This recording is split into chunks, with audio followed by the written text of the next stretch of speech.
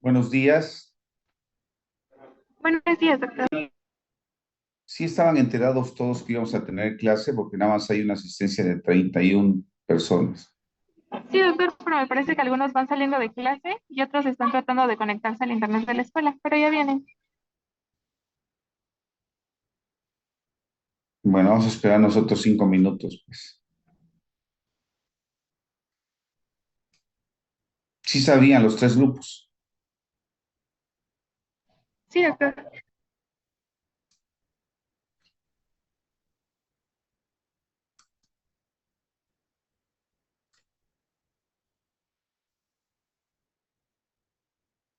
Yo salí fuera. Sí les comenté, ¿no? Sí, sí, nos había comentado, doctor. Y apenas acabo de llegar. Me levanté muy temprano para poder llegar a tiempo a la clase. Como si fuera un sacrificio, ¿no? Pero bueno, yo tuve la culpa y por eso que me tuve que levantar temprano. Desde Puebla.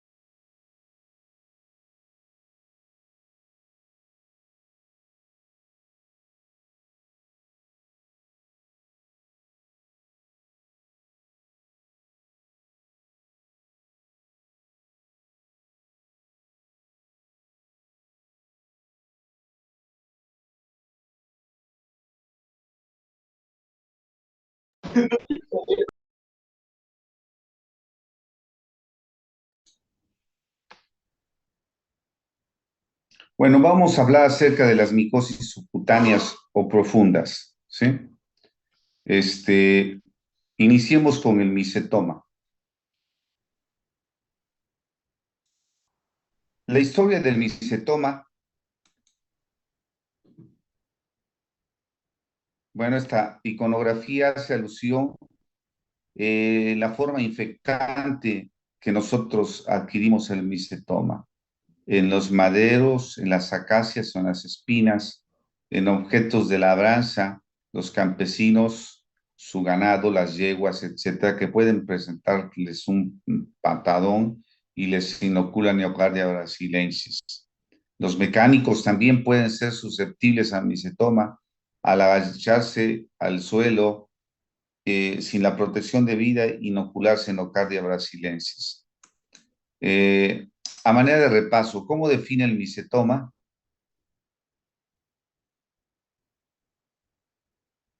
¿Cómo definen el micetoma?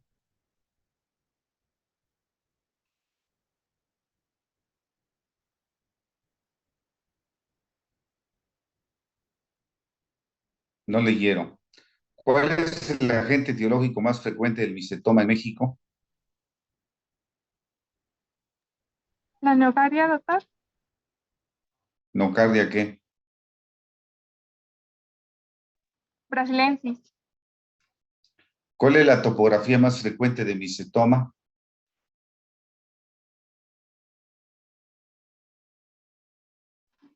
Podría ser el tejido subcutáneo y el hueso. Pero ¿cuál es la topografía?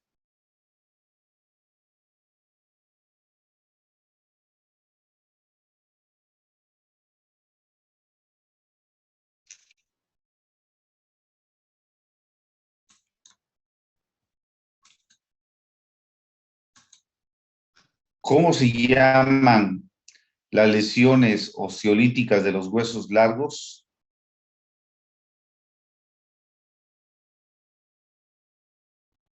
¿Cómo se hace diagnóstico de micetoma?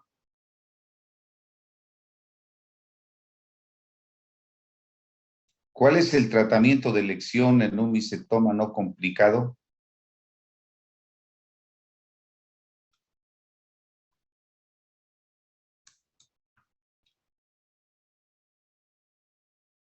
El micetoma se define como un síndrome anátomo-clínico de tipo inflamatorio crónico, constituido por una triada: aumento de volumen, deformidad de la región y la presencia de fístulas cuya evolución morfológica es nódulo, goma, fístula, de donde drena un exudado filante que tiene las características de la baba de un opal, que contiene las formas infectantes que son los gránulos. Su etiología en continente americano son por actinomicetos aerobios, y hongos verdaderos endémicamente se presentan en el África. Es muy raro ver un micetoma por hongos verdaderos en el continente americano. Aquí tenemos un paciente con aumento de volumen, deformidad de la región y la presencia de fístulas. Vean las fístulas en este paciente. Ese aspecto tumoral es lo que le da el nombre de micetoma. Aquí están fístulas en la pantorrilla y fístulas, una imagen polifistulizada que ya puede inferir el género y la especie. Nocardia brasilense se dice que son múltiples y fibrosas, ¿verdad? La historia del micetoma va ligada a la historia de la India. En la India existe una provincia que es Madura. El sinónimo de micetoma se conoce como maduromicosis. También en la India existen las personas que están afectadas de esta enfermedad y les dan islipadam. Islipadam significa pie de elefante, por el aspecto que adquiere de elefante y por la topografía más frecuente de esta entidad, que es el pie. Gill, en 1832, le domina tumor de pie. Culbrook, en 1842, le conoce como pie de madura. No es sino cerca de 20 años después que Vadim Carter acuña el término de micetoma, nombre del cual aún no es correcto, dado que no siempre son micelios los agentes etiológicos. En el caso del continente americano, son actinomicetos. Si el sufijo oma indica tumor, esta de dermatosis no es un tumor. Magú, Mariat y Ravicé interviene en el estudio del micetoma con el tratamiento de Magú, Mariat y Ravicé, con sus casuísticas muy importantes. El primer caso de micetoma lo describe Cicero, y González Ochoa y Lavalle intervienen en la casuística. Y mi maestro, el doctor Ernesto Macotela Ruiz, hace estudios experimentales en las patas de un ratón, donde demuestra que hay unas lesiones periféricas que denomina clavas y que corresponden a una reacción antígeno-anticuerpo. La distribución geográfica del micetoma en el mundo es el continente americano, Asia, África. En África, Chad, Níger, Sudán. En Asia, la India. Y en el continente americano, el primer lugar de micetoma es México. En México existen 4 zonas de micetoma. La zona peninsular, la zona del norte de Veracruz, de Nuevo León, y una zona central que comprende Oaxaca, Puebla, Estado de México. La fuente de infección y hábitat es a través de el contagio del micetoma en el medio ambiente. La puerta de entrada es directa por un traumatismo de afuera hacia adentro. Si compromete el cráneo, el tejido es diploe y puede perforar el tejido de la bóveda craneal. Si compromete a nivel pulmonar, la pleura es discreta y se llegan hasta expectorar los granos. Predomina en el sexo masculino, porque Nocardia brasilensis crece en ambientes ricos en andrógenos. Y la edad del micetoma es la edad reproductiva. Es muy raro ver un micetoma en un niño y es motivo de publicación. La ocupación se considera como tal enfermedad ocupacional en labradores, horticultores, campesinos, mecánicos. El periodo de incubación es prolongado, de ahí que es inusual que existan micetomas en niños y es meritorio de publicarse. La frecuencia en relación a las 3 micoses subcutáneas es del 65%. Esta es una pintura surrealista de Joan Miró. Un par de enamorados contándole su amor a un pájaro. Entonces, ¿cuál es la clínica del micetoma? La clínica es aumento de volumen, deformidad de la región y la presencia de fístulas, cuya evolución morfológica es nódulo, goma y fístula. Existe un compromiso interno de afuera hacia adentro. Y existe el término acuñado por el maestro Pedro Lavalle de mini micetomas, en los cuales incluso nada más hay una tumefacción, en ocasiones 1 o 2 fístulas o hasta 3 fístulas y se encuentra confinado el micetoma.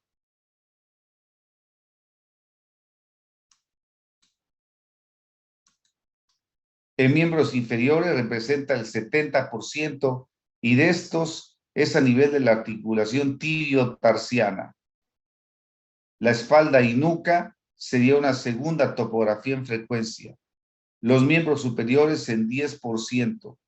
Y como topografía no habitual, el abdomen, el tórax, el escroto, la vulva, la cara y el cráneo.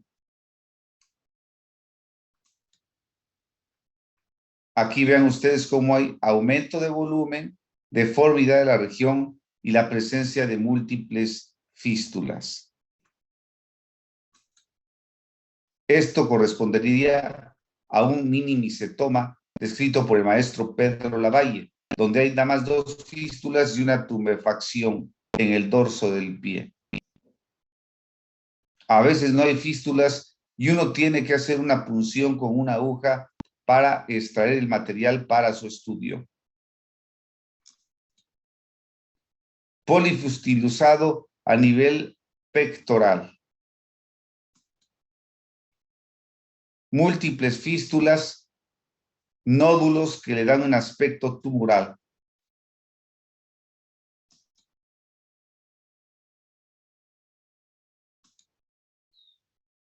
Otro micetoma. Y aquí ese paciente que recuerdo que vi con el doctor, Jorge Ayala Villarreal, el paciente presentaba paraplegia y esta dermatosis localizada a nivel lumbar, caracterizada por múltiples fístulas. Lo que predomina son más las fístulas. La paraplegia está ocasionada por un plastrón de micelios que comprimían la médula espinal, por lo tanto no había sensibilidad e incompetencia funcional. El tratamiento fue una laminectomía y una extracción de este masacote, con lo cual el paciente pues empezó a caminar. Vean ustedes este paciente que también vimos en el Hospital General, doctor Aurelio Valdivieso, con múltiples fístulas. A pesar de ser múltiples fístulas, hay nódulos también, gomas que dan este aspecto de tumor. Y recuerdo que este paciente expectoraba los granos. Micetoma en el abdomen, micetoma a nivel de la articulación tibio.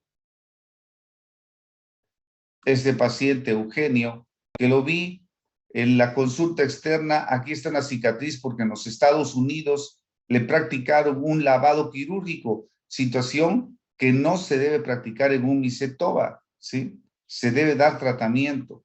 Su micetoma abdominal que tenía el diagnóstico de linfoma y que pasamos a la visita y corroboramos el diagnóstico de micetoma. Vean estos rodetes mamelonados como si fuera el pezón de una mujer, mamelón de una mujer, ¿sí?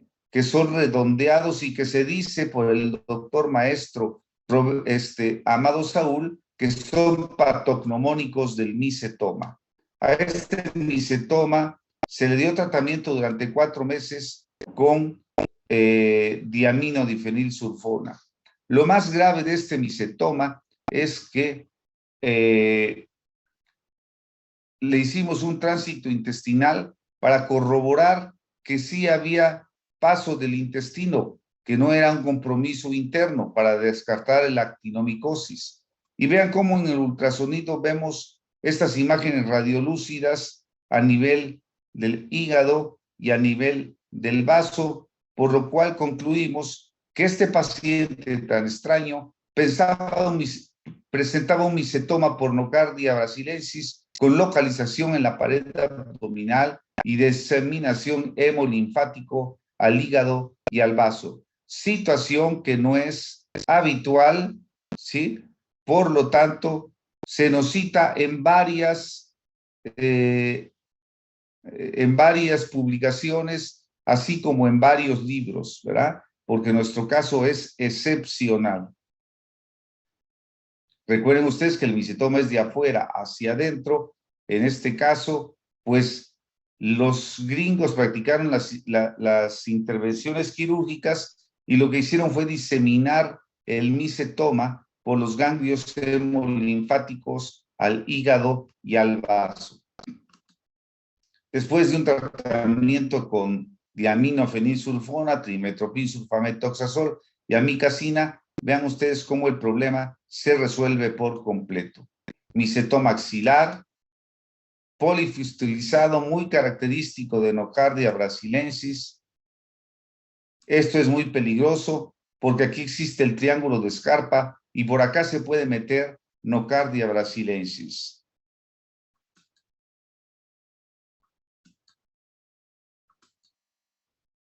En el pubis un micetoma muy exuberante, con un compromiso óseo desastroso, con osteomielitis importante, un acercamiento. No se deben practicar procedimientos quirúrgicos ortopédicos a estos pacientes, ¿sí? Dado que el tratamiento es médico. Como también no podemos llegar a estos estados de imposibilidad funcional. Un micetoma, además tiene onicomicosis, micetoma abdominal, micetoma en la región lumbar. Y esta diapositiva es muy evocativa. Este líquido filante, como si fuera baba de nopal, que es característico del micetoma, y los rodetes mamelonados. Un mini micetoma,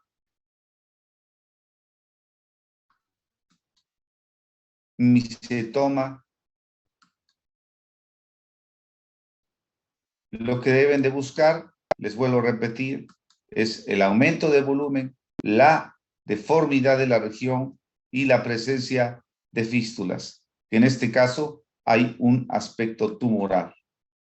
Y este es un paciente que tiene un compromiso muy importante a nivel del hueso, en donde el compromiso se manifiesta por imágenes radiolúcidas, así como si fueran cavernas, lo que se conoce como geodas o geodos, que se presentan en huesos largos. Indica un compromiso muy severo a nivel óseo.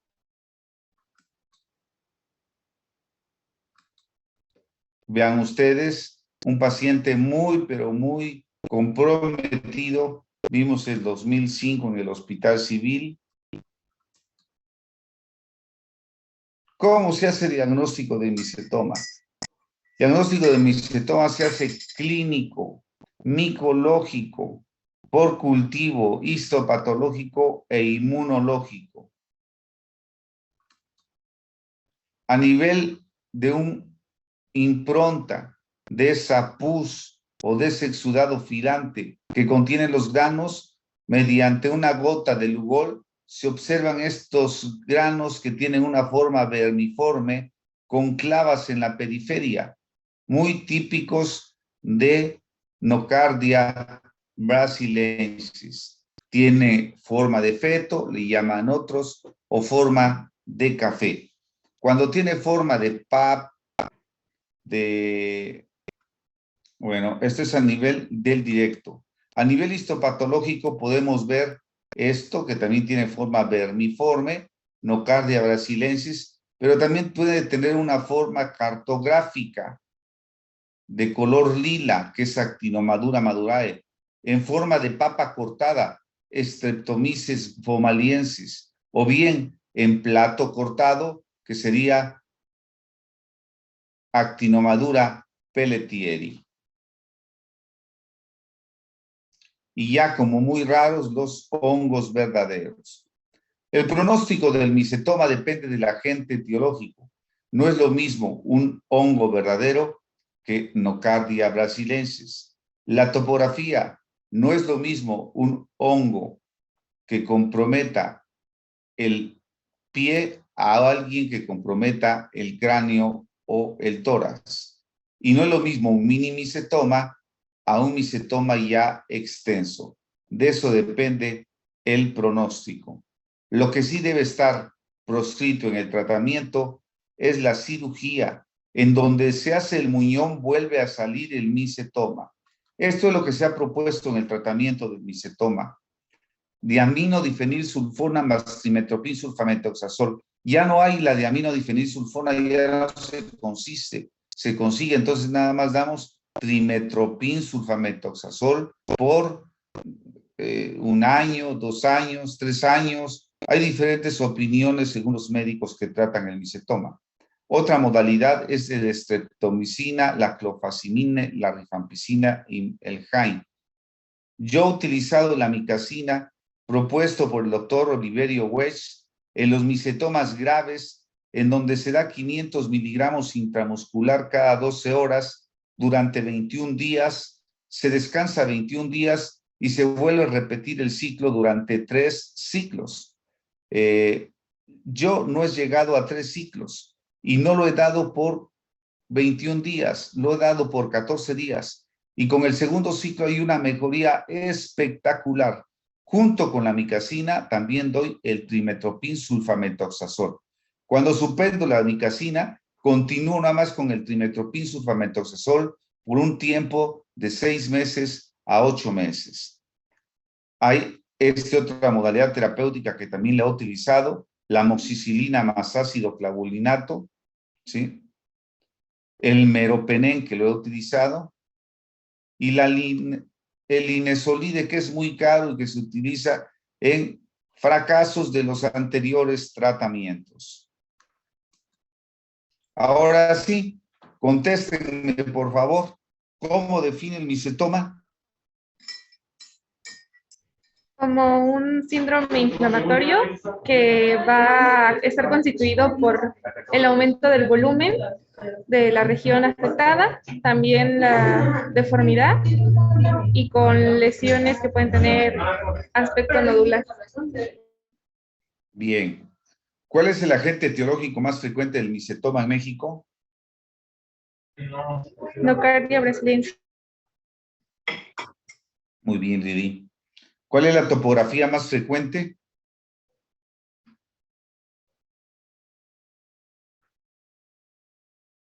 Miembros inferiores. ¿De cuál y de los miembros inferiores, cuál ataca? ¿A nivel de dónde? En pie. En el pie. ¿Cómo se llaman las lesiones osteolíticas de los huesos largos? Geodas. ¿Cómo se hace diagnóstico de micetoma?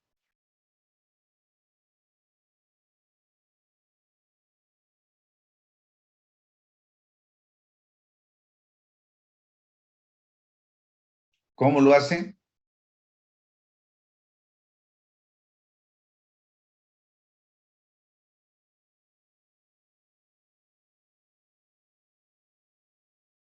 ¿Es clínico? ¿Es micológico directo? ¿Es histopatológico? ¿Sí? ¿Cuál es el tratamiento de elección en un micetoma no complicado?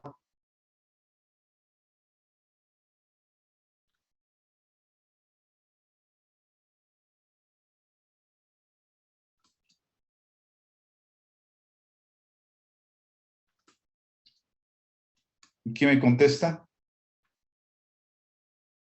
Trimethoprim con sulfametoxazol. Ese es el trimethoprim sulfametoxazol, ¿verdad? Es el de elección. Pasemos a hablar acerca de la esporotricosis, otra micosis subcutánea. ¿Cuál es el agente etiológico de la esporotricosis?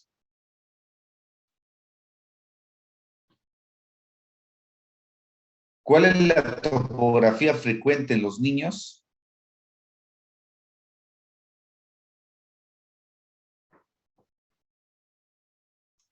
¿Cuál es la variedad más frecuente?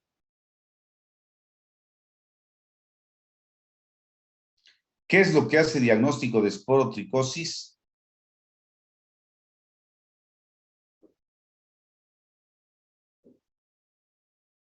¿Cuál es el tratamiento de elección de esporotricosis? Bueno, esperemos que al término de esta plática ya lo puedan contestar. La esporotricosis es una micosis subcutánea o profunda producida por un hongo, Sporotris schenki, aunque también puede ser Sporotris brasilensis, Sporotris mexicana, de curso subagudo o crónico, primordialmente afecta piel y linfáticos en forma de lesiones gomosas y en raras ocasiones compromete huesos, articulaciones y órganos. Vean cómo, al contrario del micetoma, el compromiso por huesos, articulaciones y órganos se da más en la esporotricosis. ¿Dónde hay esporotricosis? Jalisco y Nayarit, incluso en Jalisco, es la primera micosis subcutánea o profunda. En el centro, Guanajuato, Hidalgo, Tlaxcala y Distrito Federal. Gente que lleva a vender sus hortalizas al mercado de abastos, al mercado de la Merced, de zonas que son esportrigénicas como Guanajuato, Hidalgo y Tlaxcala. Por lo tanto, no son autóctonas. El doctor Pedro Lavalle describe 220 casos, de los cuales 80 corresponden al Distrito Federal, en ese entonces, actualmente Ciudad de México. Son conocidos los casos familiares de 3 hermanitas que se espinaron en unas hojas, en unas flores de bugambilias, en las espinas, y a las 3 les dio esporotricosis. Como los casos ocupacionales ocurridos en los empacadores de paja en Monterrey por el doctor Benavides. Schen en 1989 describe la esporotricosis. Smith le da el nombre de género Sporotichum.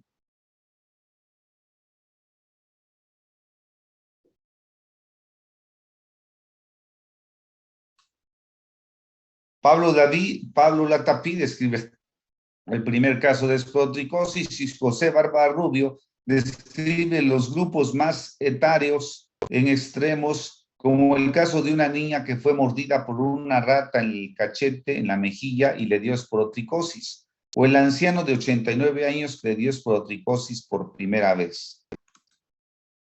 Se comparten cierta precipitación pluvial y se le encuentra en el Sporotris schenki. Por biología molecular ya hemos visto que también se encuentra brasilensis, mexicana, Sporotris albicans también, por biología molecular, causantes de esporotricosis. Se les va a encontrar en el suelo, en los detritos vegetales, en las maderas, en las ramas, en la paja y en el zacate. Hay dos grupos etarios en los que les da esporotricosis. En los niños de 5 a 15 años y en la edad reproductiva de 16 a 35 años. Hay una proporción de 1 a 1, sin predilección por el sexo. Se adquiere en esta etapa, en la etapa de los fieles difuntos, en donde se cosecha las flores y los frutos que llevan a los mercados los fruticultores, hortelanos y campesinos a vender. Principalmente la recolección de flores. Amado Saúl clasifica la esporotricosis de acuerdo a su respuesta inmunológica, en esporotricosis normoérgica o hiperérgica. Aquí el aparato inmunológico es eficiente, de tal manera que se puede manifestar mediante una intradermoreacción que es la esporotricina. Y de aquí tenemos la cutáneo linfática 70%, que es la clásica, que es la más frecuente. La cutánea fija 25% y solamente un 5% para las formas raras, que es la esporotricosis hipoérgica o anérgica, en donde se encuentra la cutáneo superficial, la cutánea hematógena, la osteoarticular, pulmonar y sistémica. Se puede inhalar Sporotris schenki. ¿Cuál es la forma clásica? La cutáneo linfática, en un 70%. Su topografía es miembros torácicos, miembros pélvicos y cara, aunque la cara predomina en los niños. Se presenta después de un periodo de incubación de 3 semanas el chancro esporoticósico. ¿A qué se le llama chancro? A una pápula que evoluciona al nódulo y que se ulcera. A eso se le llama chancro. Entonces se presenta un chancro que dura de 2 a 3 semanas, después se forman gomas o fístulas que dejan úlceras o fístulas y que siguen el trayecto de un vaso linfático y que se detiene a nivel de la articulación mayor. No se sabe por qué no ataca los ganglios linfáticos, axilares, inguinales, de acuerdo a su topografía. Pero lo que sí se sabe es que tiene un rodete violáceo muy característico en caso de presentarse estas úlceras. Los libros dicen que las lesiones de arriba son las activas y las lesiones de abajo son las que van curando. Situación que no es cierta en la práctica. Ya les mencioné el halo eritematoseo violáceo, hay una forma micetomatoide y una forma linfangítica de la cara que predomina en los niños. Vean ustedes, aquí está la afección, las úlceras y que comprometen un miembro torácico. Úlcera, úlceras, placa eritemato escamocostrosa, aquí en el pie, Las lesiones son cicatrizales. Aquí predominan las fístulas. Hay gomas también. Nódulos. El chancro estuvo en la mano. Vean, una úlcera. Pápula que se erosiona y evoluciona a úlcera. Eso se le conoce como chancro. ¿Y qué lesiones predominan acá?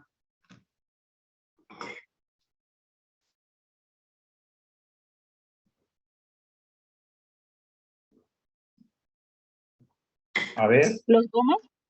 los gomas, las fístulas, ¿no? Gomas que se fistulizan, muy bien. Vean, sigue el trayecto de un vaso linfático. ¿Cómo se llama esta forma?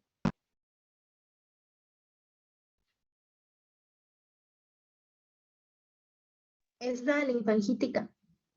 Cutáneo linfática. Aquí apenas hubo un chango y vean cómo no es todo como en los libros, hasta aquí apareció.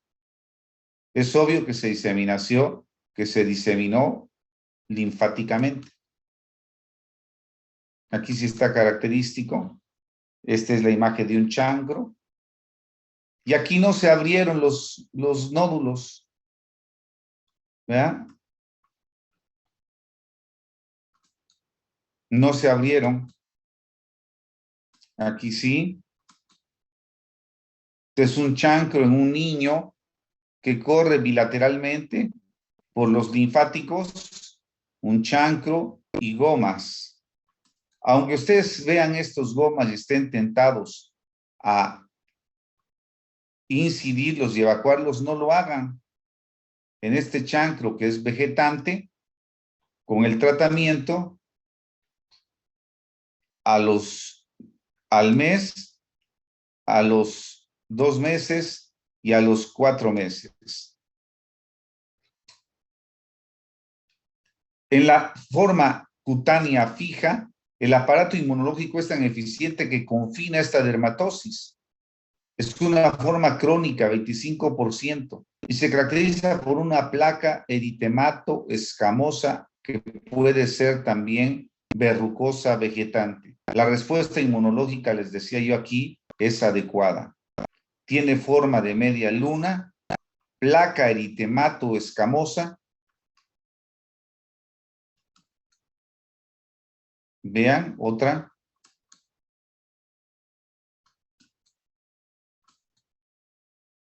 En un niño. Cicatriza. Esta es una niña que vi en Tlaxiaco con una esporotricosis y se menciona que la terbinafina es muy útil en los niños. Una esporotricosis fija que pudiera ser también una tuberculosis, diagnóstico diferencial, o una cromomicosis.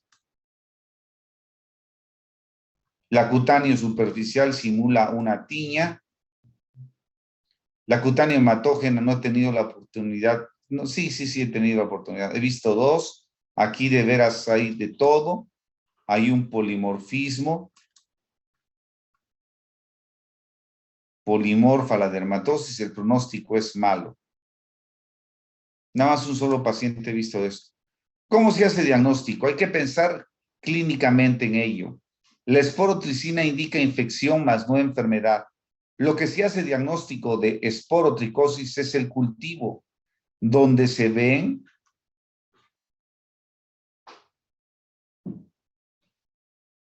los micelios y las levaduras, porque es un hongo dimórfico, el Sporotris schenki.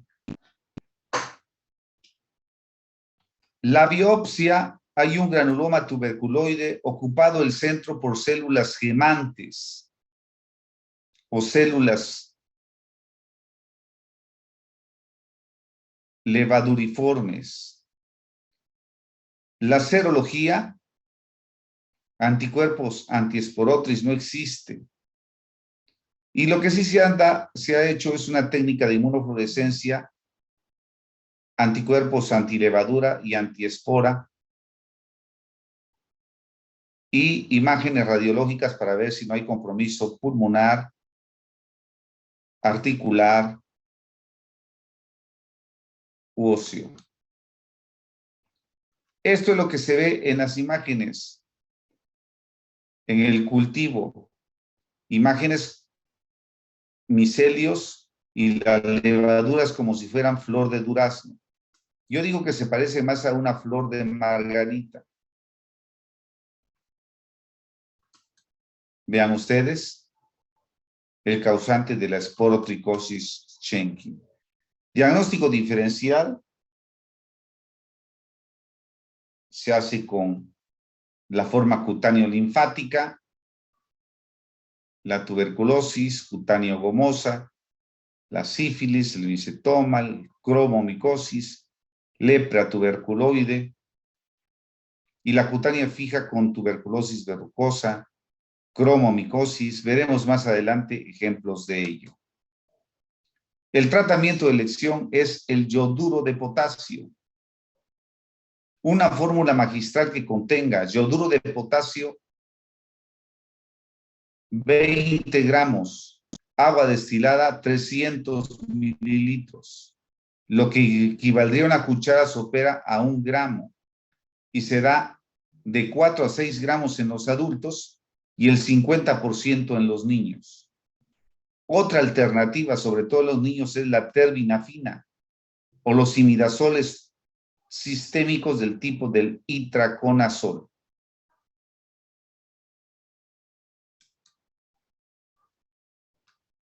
Ahora sí, ¿cuál es el agente etiológico de la esporotricosis? Esporotrich Schenck. Muy bien. Aunque por biología molecular saben que existen otras especies, ¿no? ¿Qué especies más conocen de esporotricosis? Brasiliensis mexicana. ¿Cuál? Brasiliensis mexicana, albicans. Muy bien. ¿Cuál es la variedad más frecuente? Cutánea linfática. Muy bien. ¿Cuál es la topografía más frecuente en los niños? En la cara. La cara. ¿Qué es lo que hace el diagnóstico definitivo de esporotricosis? ¿Un cultivo? El cultivo. Muy bien. ¿Y cuál es el tratamiento de elección de la esporotricosis? El yoduro de potasio. Excelente. Se da por 4 meses. A los 2 meses hay una mejoría espectacular, pero nosotros lo damos por 2 meses más.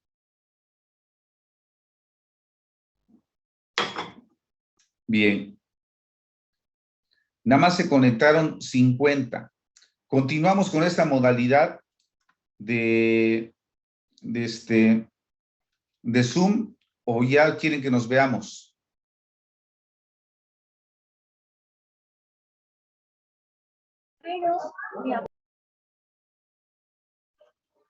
¿Qué pasó?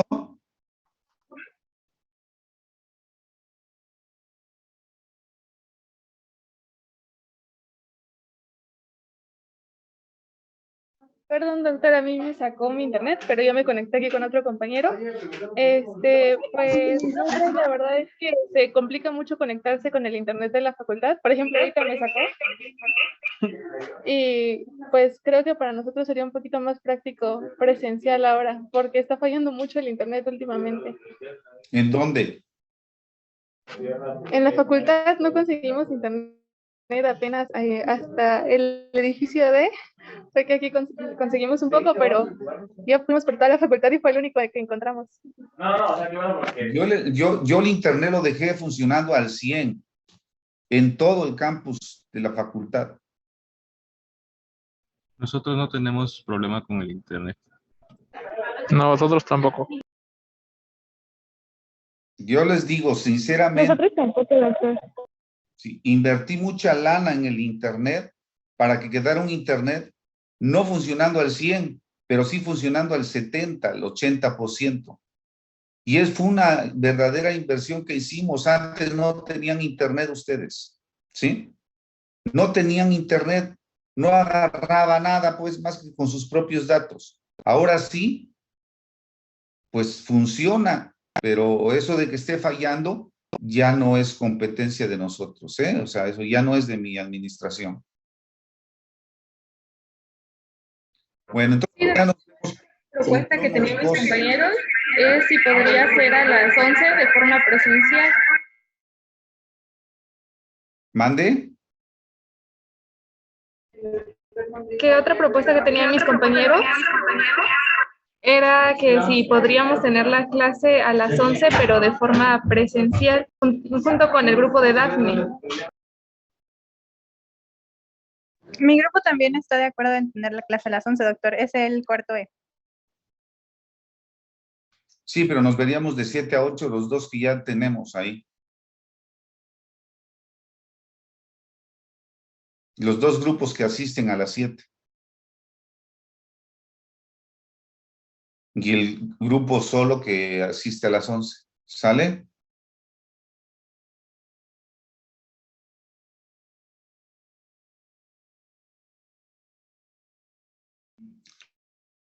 Bueno, mañana todavía por vía virtual para terminar esto con cromomicosis. ¿Se ponen a leer?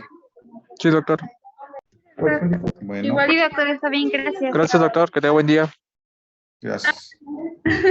igual le iba a comentar que pues estamos tratando de buscar por internet. Creo que todo va a depender de la conexión acá, porque muchos sí quieren quedarse en línea porque se ajusta mejor para su horario. Pero pues como somos 3 grupos, podríamos checarlo después. Bueno, está bien. Nos vemos. Hasta mañana, doctor. Hasta mañana.